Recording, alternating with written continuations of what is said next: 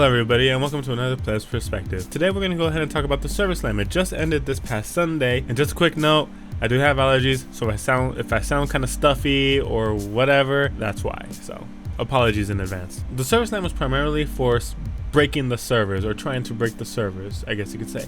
So I didn't have any issues logging on. I was able to get in and out. However, I know that there were reports, some people saying that, oh, you know, they were either getting disconnected, having lag. I wasn't having any of that. I think I lagged maybe twice, maybe 3 times. I can't think of anything specific that comes to mind. I don't have any examples of that either, but I didn't experience any latency issues. I was all good. That said, as far as the updates go, now I did play the rogue. Let me do it this way. Items. The drop rate of the items seems pretty good. It wasn't an overabundance like they had turned it up in the previous betas, like they said that they wanted to test out the different legendaries and whatnot. This time around, they turned everything down. I only got a few legendaries. Granted, I didn't play the entire weekend. I played a good portion of it, but it was by no means like it was during the betas where I had no life the game. I was a little bit more reserved because I didn't want to burn out with just the same shit over and over, considering I already played Fractured Peaks. This would be the 3rd time with the Service Slam. So I didn't want to just like go hog wild and just burn out on the same zone, even though we're just a few weeks away from launch. So I wanted to tone it down a bit, but I definitely reached level 20. I was thankfully able to take down the Shava. Thankfully, double thankfully, finally got the last chance, 9 a.m. on Sunday, last chance to take down a Shava for the trophy. Finally got a group of 20s together. There was like 5 of us. Every time before that, oh my god, I don't know what the fuck you people are doing. Level 12, 14. I think the highest level early on was like a level 17 or 18.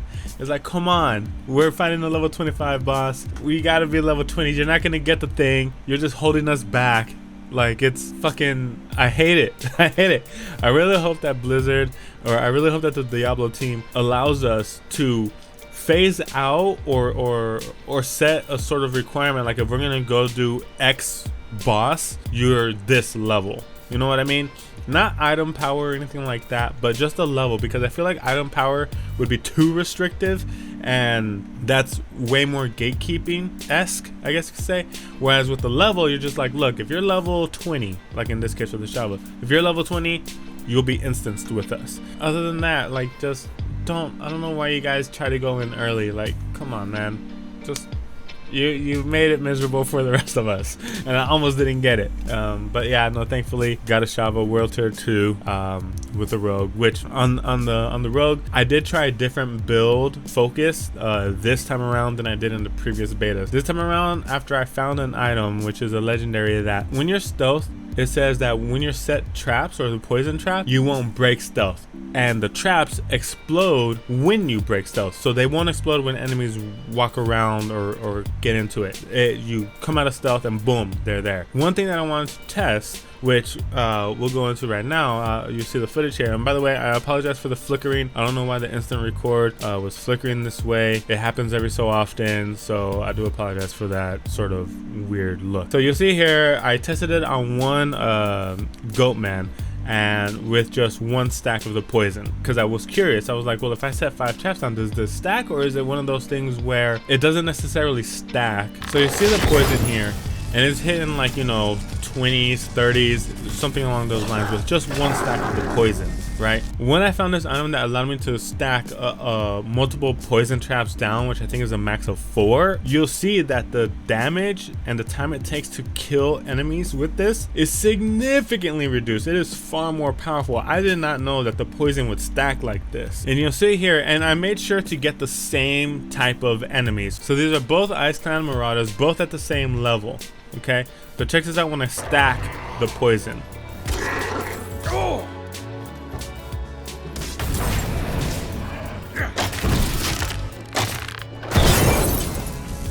So you see here, it's going into the 70s, 90s. We're essentially tripling the stacks here. And one thing I do want to mention is that when I set the poison traps down, you can see that they're not all directly on top of each other. I kind of fucked up here, so I think that this was only hitting the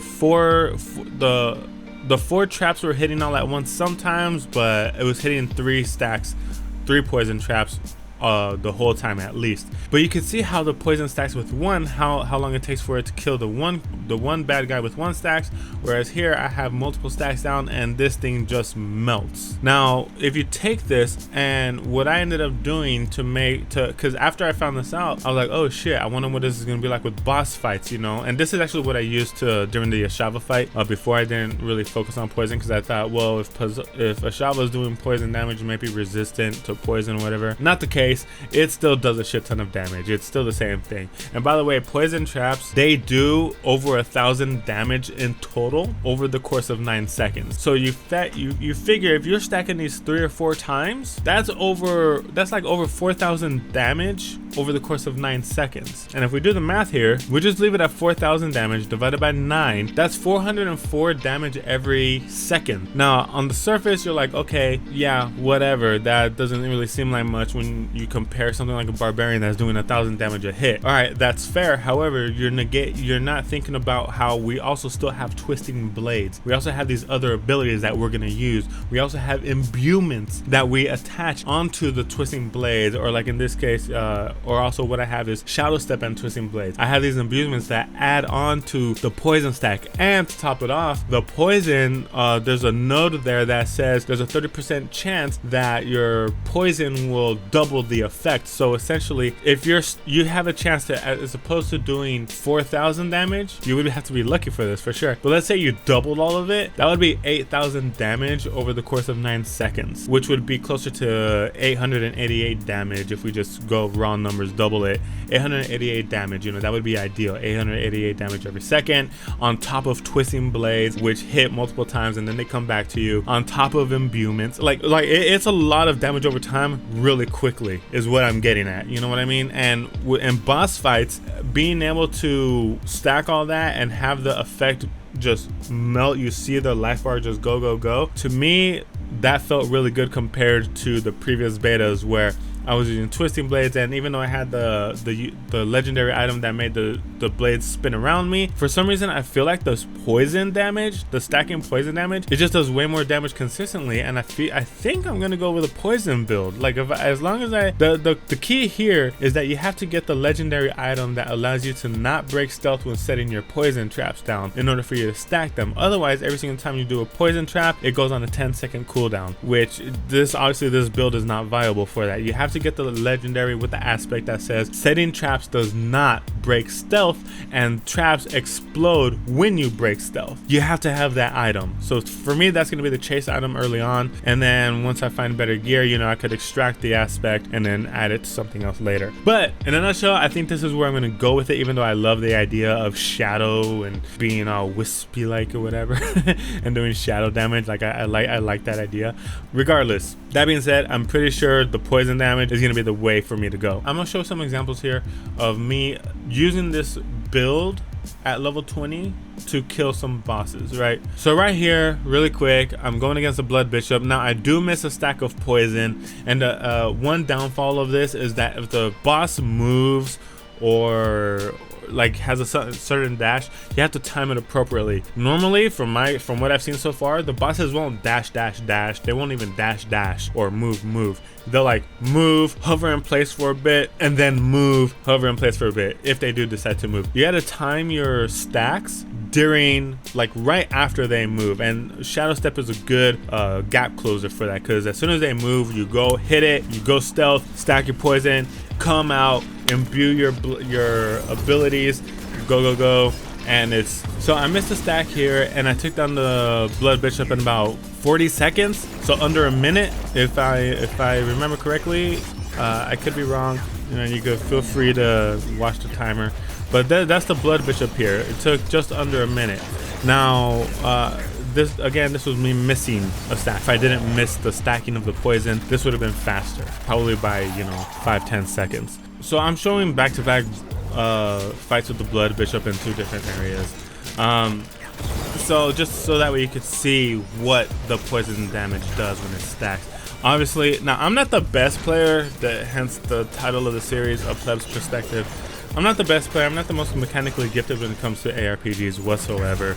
But the fact that I was able to find this and be able to do damage in this manner and do something quickly, in my opinion, efficiently, tells me that I'm onto something here. Obviously, if you're someone like Asmongold, Riker, or any of these other individuals, Kriparian, if they were to try to focus on this build, I'm sure they'll find the min-max potentials and like be able to like get stretch every little point out that they could, right? I'm trying to get to that level, but I know it's gonna take me a while.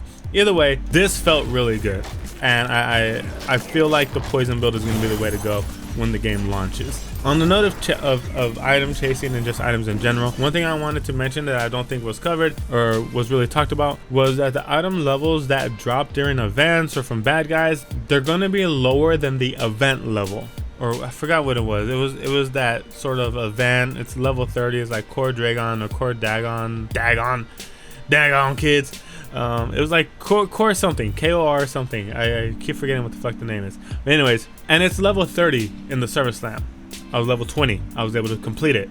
I'm thinking, okay, since I'm level 20, it's gonna drop items closer to my level or at level 20 because it's fucking 10 levels up. You know what I mean? That's what I'm thinking. Wrong. What it does is it drops item levels no less than 4 away from the event level. So what I mean is, since it was level 30, the highest item level that it dropped was level 26, which you'll see here in this image. Level 26. And the lowest level it dropped was level 24. So you have a 4 to 6 level range of whatever the event is. It apparently is not tied to where your character level is. You could go complete higher level events, and then will drop higher level items that once you reach that level, if you still want that item, you could go ahead and then equip it. It's locked out, as you can see here. I'm unable to use it. You have that option. I don't know if that's something that people are going to regularly do just to sort of chase items preemptively and then just equip it later on, but I don't know how viable of a strategy that is. I can see the benefits, pros and cons to both of like why even bother when if there's a scaling up mechanic in the game, why not just wait for the event to scale up? At the same time, it's kind of like, okay, you have something waiting for you that's pretty fucking cool. And the thing is I don't know if events like the Core Dragon event or those with the little red demon skull, I don't know if those repopulate. I don't know if those come back and then you get items again. That part I don't know. If that is the case, maybe you can do it early, get some items for when you level up, then as it refreshes, go back in once you're higher level. Since it scales up from what we've seen, everything scales up with you, you'll get better items or higher level items. So a little something to keep in mind there. And on the note of leveling up, I did want to talk about a little bit of advice or a tip, I guess you could say, that I haven't seen anybody mention to get your experience boost, and it's given to you right from the start. I'm sure this is probably like common knowledge amongst ARPG players. For someone like me, I didn't really think about it until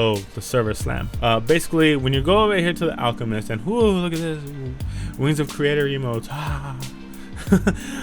When you go to the Alchemist, you could craft elixirs, and as you level up, you craft more elixirs, so on and so forth. What you can do is you come over here, you craft elixirs, and you can see each of these elixirs offers a couple benefits. It could be defensive, offensive, whatever, but then it also has 5% increased experience gained for 30 minutes. So you figure, even when you're not needing it, like in the Server Slam, you don't need these fucking elixirs for anything. Like it's like, why? I mean, unless you're a druid, because druid is still having troubles, but you don't really need elixirs for anything early on. But if you're trying to level up quickly, if you're trying to get to level 100, this 5% could be huge, especially when you're fighting like big bosses, you know, even doing like world bosses. Imagine how much experience you get for a world boss, and then add the 5% to that. You have no reason not to take this 5%. You find ingredients everywhere. You could have a 5% thing going the entire fucking time. It's so easy to get it done, and you don't need to like craft the most expensive elixirs. I mean, mean, I'm sure as time goes on, there's probably going to be other elixirs that offer 10%, maybe even 15 and 20% increased experience. But you have to think about what can you do now if you're trying to level up quickly. You're not using the herbs and shit for anything else. Why not just take the 5%? Plus, it also helps you with the battle pass with those little requirements that you need to unlock shit. You know, just why not take it? I don't see why. I don't see a reason why not. You know, unless the herbs and the elixirs have some bigger play later on in the game, or something else crazy later on that you're like, okay, maybe I don't want to just spam drink, you know, these elixirs. I really don't see a reason why not. That's me right now in the current state of the game. So that could be a little bit of a tip for all of you who want to level up as quickly as possible, like me. I know that's what I'm gonna want to do. I naturally am gonna be hitting the campaigns and all the side quests I can because I want to do everything. So that said, I hope you enjoyed the video. If you have any questions, any critiques, let me know. Did you play the Server Slam? Did you like it? Not like it? What do you think that they could have done better? I mean, I'm looking forward to it. I'm excited. I'm trying not to be overly excited, but I am excited. Yeah, other than that, I hope you enjoyed the video. Let me know what you think. If you liked it, like it. I'll catch you on the next one, all right? Stay up.